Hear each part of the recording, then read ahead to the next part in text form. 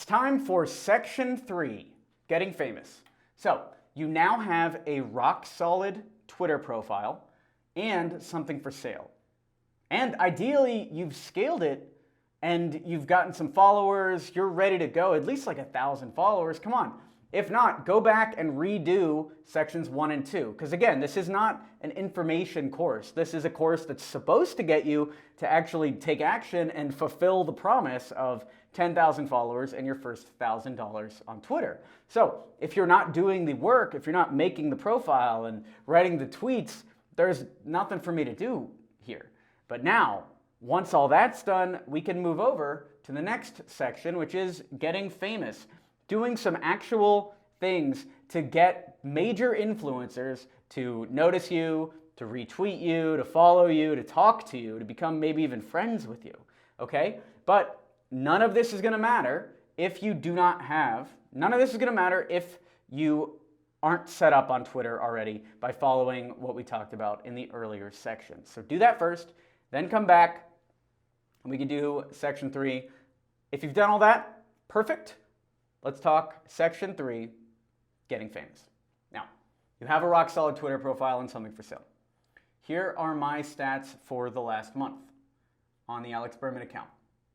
All right, you can see 1,499 mentions, 15,000 followers. There's my top mention from Dennis Yu.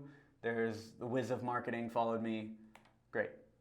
So you might say, wow, that's amazing. Look at all these people that have tens of thousands of followers that are helping you out, that are talking to you. Like Whiz of Marketing followed me, but like 40,000, 50,000 followers as I'm recording this. Dennis Yu, 60, 70,000. He's also a friend of mine, so it's not really about that. But I'm showing you this for a reason, all right?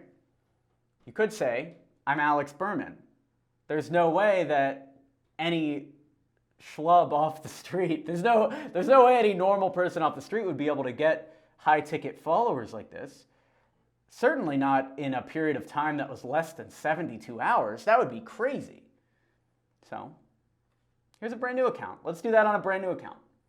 And let's get you followers and buyers, right?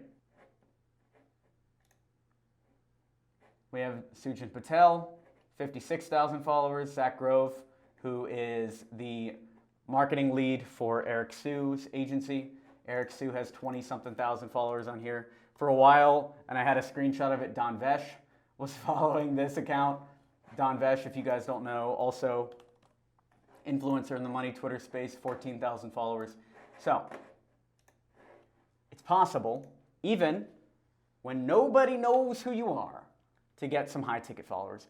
And I'll show you the easiest way that I know how to do. That, okay? So how did we get growth on Software King so fast? Well, ads. How did we get growth on Alex Berman, the Twitter account? Ads, one, but also this next strategy. Let's go through influence hacking, how to get the top people in your niche to follow you. The easiest way to a Twitter follower is by interviewing them. I have had so many cool people follow me because they were on my podcast or on my YouTube channel. And so the best way to influence hack is to start a podcast. That's what I'm going to suggest you do, and I'm going to walk you through how to do it, how to find the high-ticket guests, and how to get your Twitter pod to become your Twitter friends. Because it's not enough to look up to these people. We are these people. We're becoming these people through our influence, through our audience, through our content. So if we are going to be competing at the same level as them, and sometimes, possibly, hopefully even surpassing them, we need to know them. So let's start a podcast and let's talk to them. These are some of the people that I've had on recently in the last couple months. What is a podcast? It's an interview with an interesting person. Why are you doing a podcast? I thought this was a Twitter course. Why are you doing a podcast? I know I was wondering it too, but it's such a good strategy. This is why. It's because we want to get famous, so we need influencers in our Twitter pod to know who we are. Simple as that. So we could chase them for years with little follows and relikes and retweets and interesting comments to maybe pique their ear, which is what everyone tries to do. Or we could talk to them for 15 minutes, make a genuine human connection, and gain an ally for life. Gain a real friend, gain a real mentor, gain a real ally, and through that, yeah, sure, they'll follow us on Twitter too. Podcasts allow the other members of your Twitter pod to know who you are, know you're a chill person, want to help you, and podcasts help build a sense of community for the actual entire space. And I'll show you actually Andre, who is, if Andre isn't blowing up and having a massive following by the time you're watching this, he will, all right? So Andre did this very well as well. He went out and he interviewed everyone in the Money Twitter pod. I was on the podcast. Black Hat Wizard, Shanta Adhi, Nick Abrams, Spartan CEO, Growth Obsessed, and he talked to all of them. All of these people wanted to be in his circle. All of these people wanted to help him out, and he actually ended up collabing with Black Hat Wizard on a course that made $75,000 in public revenue and counting. So he was able to use this as a collab. I have been able to use this to get, all these guys I think follow me as well.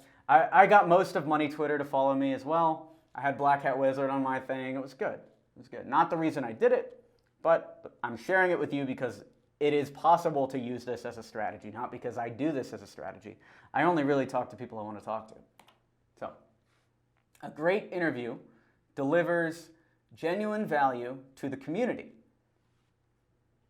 Andre has brought the community together through this podcast. All these people who are mostly Twitter are now doing audio and they're talking on the podcast, right? And here's another one from Frazier, who used to be our copywriter. Frazier said, remember when all of a sudden Twitter got obsessed with omnichannel?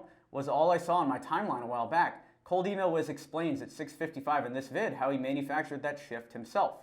Created the trend plus sold a product to feed it. Fucking genius. And then we linked over to my content, which was my interview with Cold Email Wiz. So, not only did me and Cold Email Wiz become good friends, or at least acquaintances, I hope we're friends, I think we're friends. Not only did that happen because of the podcast interview, but the community itself actually learned stuff that has now influenced the strategy that other people in the community are taking. So we were able to now have people reference our content, and we're becoming pillars of this community. All through an interview, all through a great interview. And what's cool is people are always open to chat. Nick Huber, here you can see, has 133,000 followers. He posted the other day, he was like, I'd love to start doing more guest podcast appearances. Which one do you think I would be a good fit for? I responded, would love to have you on the channel, Nick. He reached right out to me, sent me his email, and I sent him a Calendly, and that was it. Owen Cook, YouTuber, 253,000 subscribers. I just reached out right here. Hey Owen, big fan of the content. You basically changed my little brother's life and he's been sending me your videos ever since. I run a YouTube channel with 60,000 subs and often talk to successful entrepreneurs doing cool shit. Would love to learn from you. Want to do an interview on our channel? Let me know and I can send over a few times. And he asked for my phone number and that was that. Here is John Buchan, who runs Charm Offensive, 15,000 members. I said, hey, loving your approach to cold email. Any interest in being interviewed on our channel? Sent a link to the channel, and he said, definitely. And then here he was sharing my content in my YouTube channel with his audience. Did not even ask. That was just a tangential side benefit of this happening. You can see this was about 15 days after the interview request.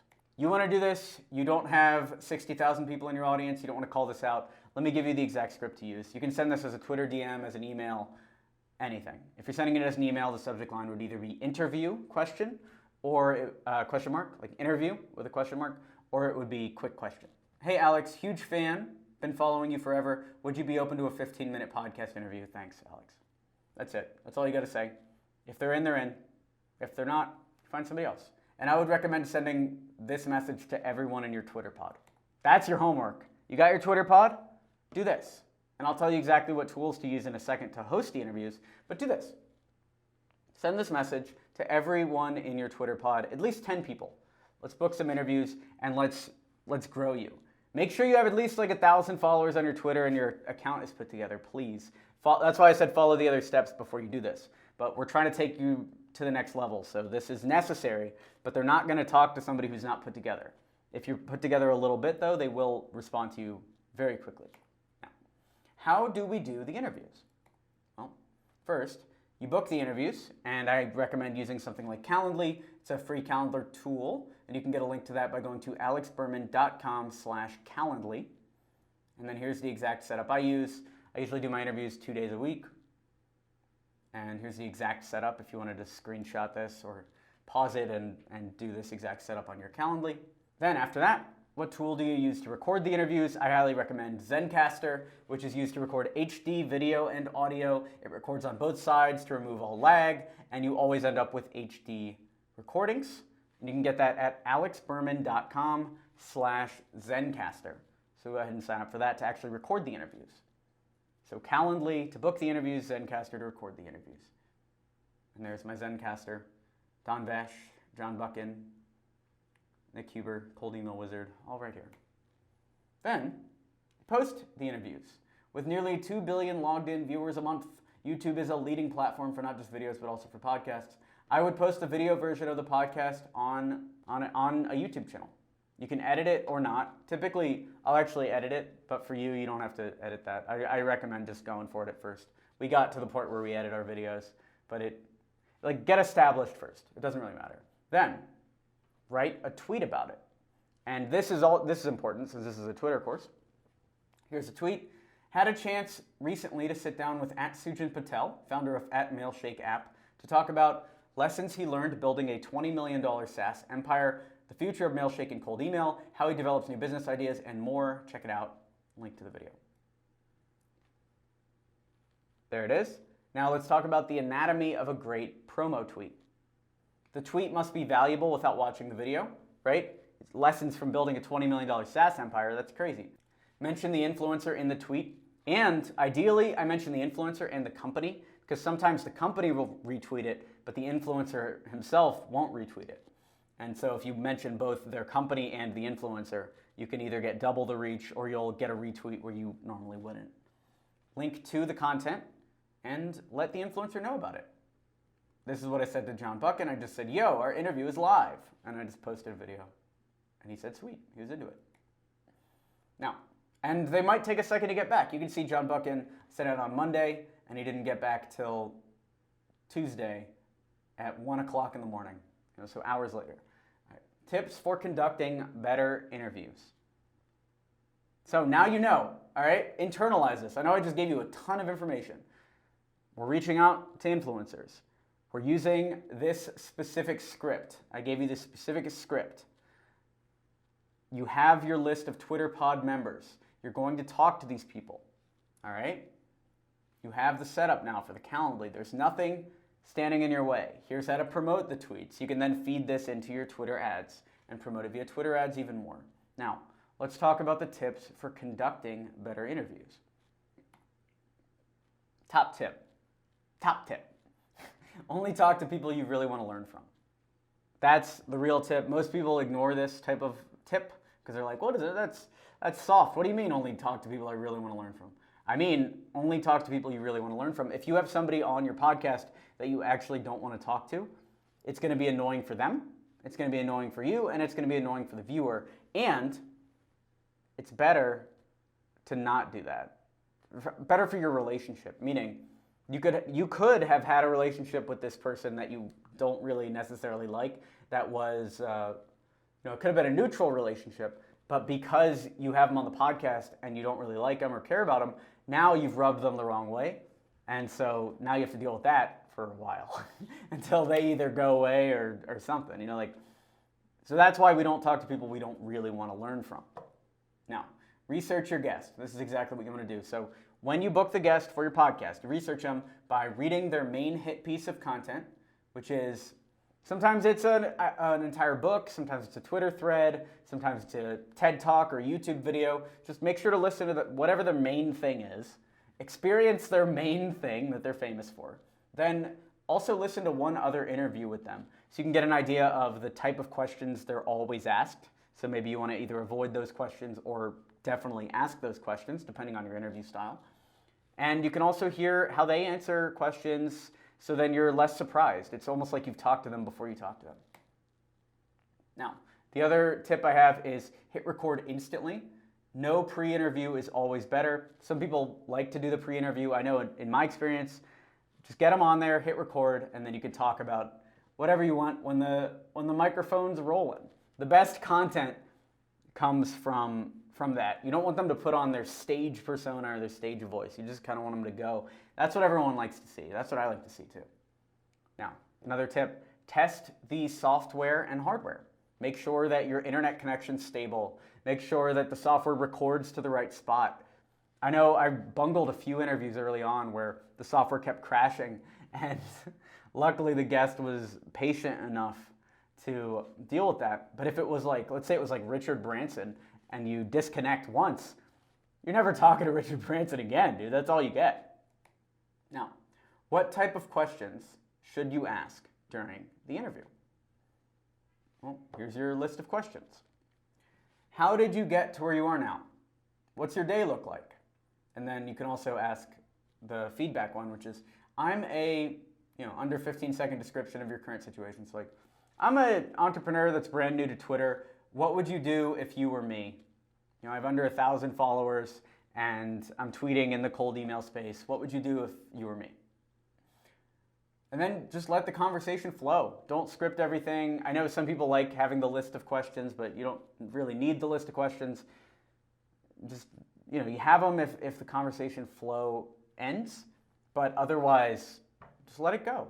Be friends. And if they give you advice, all you got to do is implement it. If they tell you to do anything, for instance, when I had Black Hat Wizard, when I had Daniel on my podcast, he was like, because I had like 2,000 followers on Twitter at the time, he was like, bro, you got to change your profile picture. And what did I do 2 seconds after the podcast? I changed my profile picture. And it worked, by the way.